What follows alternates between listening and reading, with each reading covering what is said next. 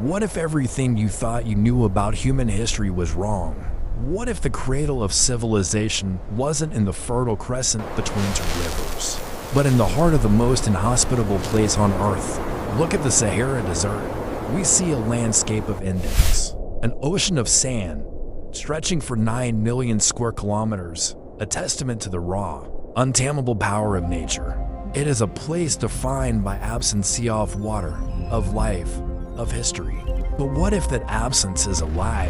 What if the endless dunes are not a monument to nature's victory, but a tombstone? A gravestone placed over a secret so profound it would not just rewrite our history books, but redefine our future. What if the Sahara Desert was once home to a technologically advanced city, a civilization so far beyond our own that its remnants are all but invisible to us? Its memory erased not by time, but by a catastrophe of its own making. This isn't a myth. This is a journey into a past that shouldn't exist, and a future we may be doomed to repeat. It begins, as most world-altering discoveries do, with an anomaly. For decades, satellite imaging of the Sahara has shown us sand.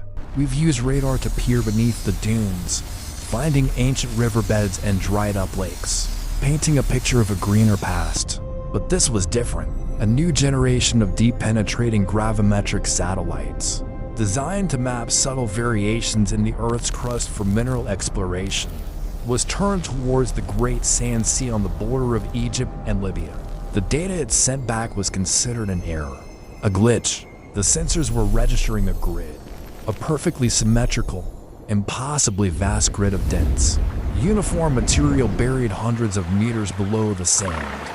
The pattern was too perfect for nature, too large for any known ancient settlement. It spanned an area the size of modern-day London, but its structure was utterly alien. Geologists were baffled, archaeologists were skeptical, but the data was undeniable. An expedition was quietly funded, a joint venture of geophysicists and historians, venturing into a region so remote it was known only to the Tuareg as the sunken sky. For weeks, they found nothing but the crushing silence of the desert.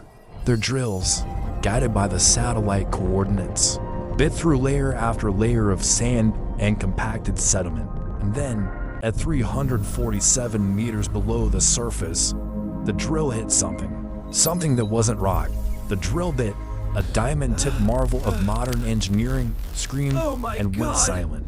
When they pulled it up, it was not broken or worn, but fused into a single, smooth piece of metal, as if it had been flash melted.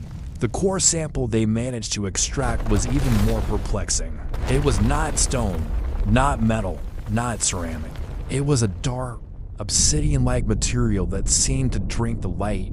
It was cool to the touch, yet thermal imaging showed it was radiating a faint, rhythmic pulse of energy, a subatomic heartbeat.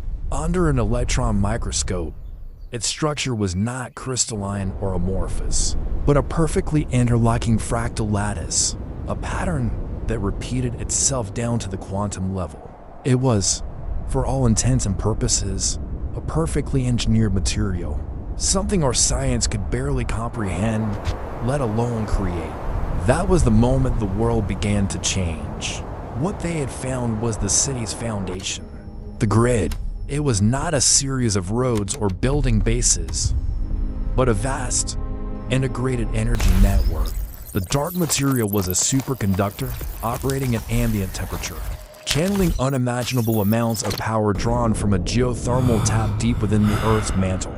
This was the source of the civilization's power, a clean, limitless energy that fueled a city we could only begin to imagine.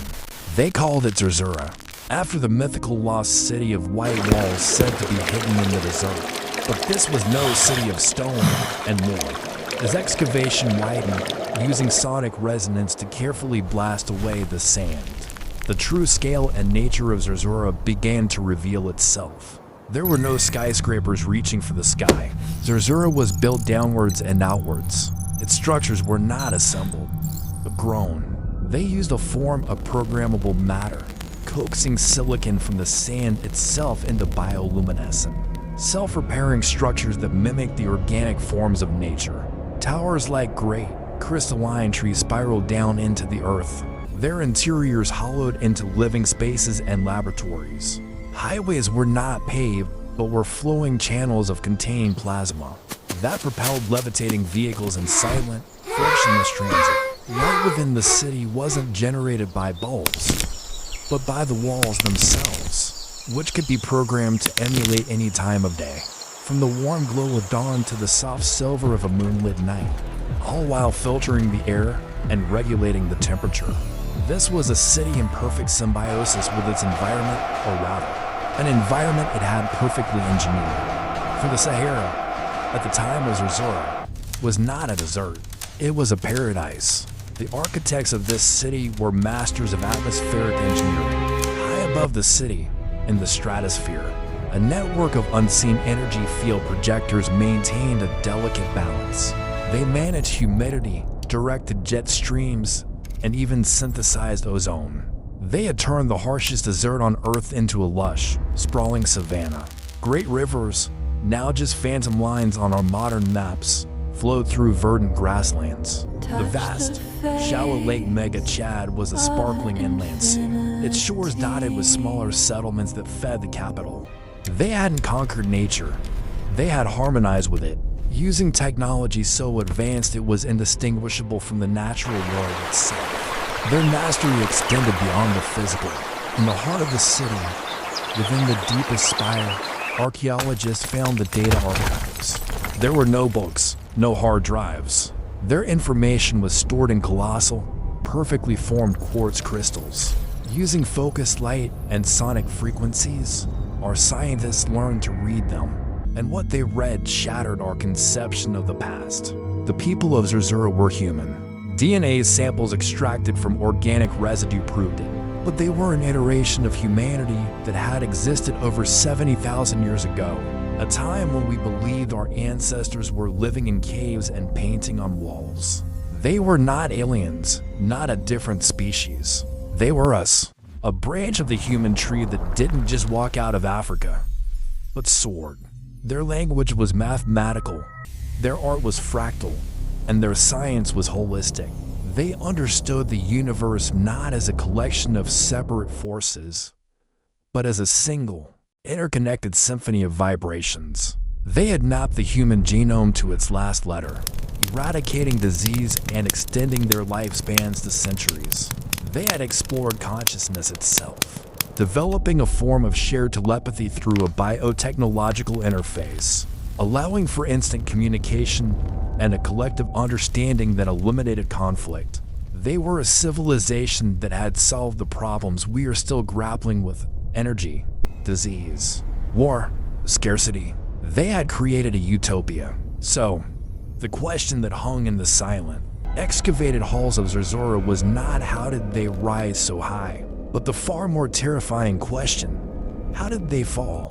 The answer, encoded in the final, damaged layers of the data crystals, was a chilling testament to the dangers of ultimate power. Zerzura did not fall to an outside enemy or a natural disaster. It was an act of suicide. Their downfall came from their greatest achievement, their energy source.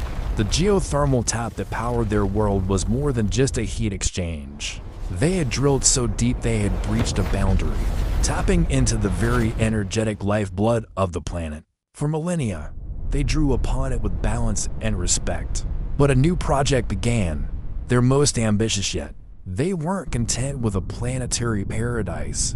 They wanted to reach for the stars, not with crude rockets, but by bending space-time itself. They planned to create a stable, localized wormhole, a gateway to other worlds. The project required a surge of power so immense it necessitated drawing upon the geothermal source in a way they had never done before, bypassing all the ancient protocols and safety measures. It was an act of supreme confidence, of hubris. The lead scientist, whose name translates loosely to the Weaver of Light, believed he had accounted for every variable. The data crystals show frantic, cascading equations in the final moments. The energy draw created an unforeseen resonance cascade. The harmonic frequency of the planetary core began to destabilize. On the day of the experiment, as they initiated the power surge, they didn't open a gateway to the stars. They cracked the foundation of their world. The geothermal tap didn't just fail, it reversed. For a fraction of a second, an unbelievable amount of raw, superheated plasma and energy from the Earth's mantle was vomited back up the conduit and into the city's power grid. The entire superconductor network, the very foundation of Zerzura, overloaded. The energy had nowhere to go. In an instant, the city and everything for 1,000 kilometers around it was subjected to temperatures hotter than the surface of the sun. It was not an explosion in the conventional sense. It was an event of pure energy conversion. The lush grasslands, the flowing rivers, the teeming wildlife, all were vaporized. The very soil was flash-fused into silica. The ground itself melted, then recrystallized into sand. The city of Zerzura, with its grown structures and crystal spires, was instantly atomized. The atmospheric regulators in the stratosphere, their power cut, collapsed. Without their guiding hand, the climate system snapped. The delicate, engineered paradise reverted to its natural state with cataclysmic speed. The jet stream shifted, the rain stopped, and the sun baked the newly formed glass desert. The sky-searing event blasted so much sand and vapor into the atmosphere that it triggered a short, brutal ice age across European Asia. An event our own geological records confirm, but have never been able to fully explain. The Great Silencing, as our scientists now call it, was over in a matter of minutes. The work of millennia erased. An entire civilization turned to dust and buried by the sandstorm of its own creation.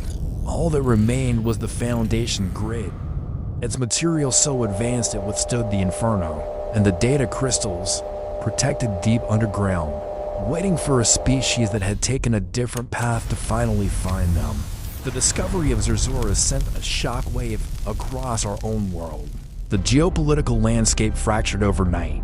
The nations controlling the Sahara, Egypt, Libya, Algeria, Sudan suddenly found themselves sitting on the single greatest treasure in human history. They formed the Sahara Compact, closing off the entire region to the rest of the world, creating a new global power bloc overnight.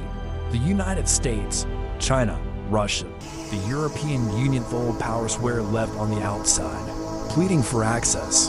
The world's economy teetered on the brink. Why invest in fusion research when a working, limitless energy technology was already discovered? Why spend billions on pharmaceuticals when the cure for cancer and aging was likely stored in a crystal 100 meters beneath the sand? A new Cold War began, not of ideology, but of technology. A war of espionage, of cyber attacks, of frantic attempts to steal or replicate the secrets of Zerzura. Religions were thrown into turmoil. The 70,000-year-old timeline of this advanced human civilization didn't fit with any established creation story. Some saw it as proof of a divine predecessor, an earlier draft of humanity. Others decried it as the ultimate heresy. Cults emerged, worshipping the people of Zerzura as gods, making pilgrimages to the fortified borders of the excavation zone. Our own sense of self was shattered. We were no longer the pinnacle of creation, the most intelligent life form to ever walk the earth. We were the survivors of a planetary cataclysm we never knew happened. We were the second wave, the children playing with sticks in the shadow of a fallen giant. The psychological impact was profound.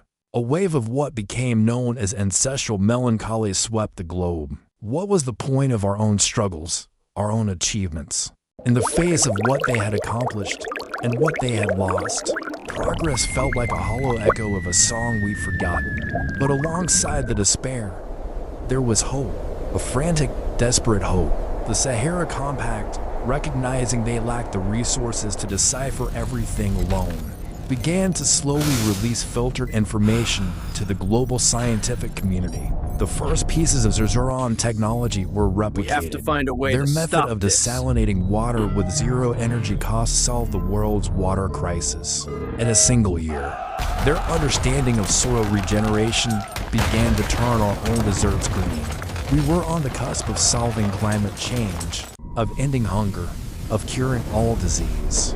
We were being handed the keys to our own utopia, a blueprint left by our long-lost ancestors. Yet, the ghost of their failure haunts every breakthrough. We now understand how their ambient superconductor grid works, and nations are racing to build their own. But do we truly understand the forces we are once again planning to tap into? We have translated their medical files and are on the verge of defeating mortality. But a society that does not die, what does it become? Does it stagnate? Does it lose the very drive that made Zura great? We study their social structure, their collective consciousness, a world without strife or misunderstanding. But in our fiercely individualistic world, would such a technology be a tool of unity, or the ultimate tool of control? Every gift from Zerzura is a double-edged sword, a promise of salvation wrapped around a warning. The final data logs from the Weaver of Light are corrupted, but one fragment remains. A personal log from the moments before the cataclysm. It doesn't speak of equations or energy fields. It speaks of a deep-seated impatience, a frustration with the limits of their own paradise. A desire to touch the face of infinity no matter the cost. They did not fall because their science was flawed, but perhaps because their ambition was boundless. They had mastered the external universe, but they had not, it seems, mastered themselves. And now, we stand in their place. We are sifting through the crystalline dust of a civilization that touched the stars and fell back to sand, inheriting their dreams and their demons. We are rebuilding their world piece by piece, hoping to achieve their heaven while avoiding their hell. As we prepare to power our first city with the energy of the Earth's core, using the very same principles that vaporize the continent, we are forced to ask the one question that truly matters. We have found their blueprint for paradise, but did we also just uncover the roadmap to our own extinction?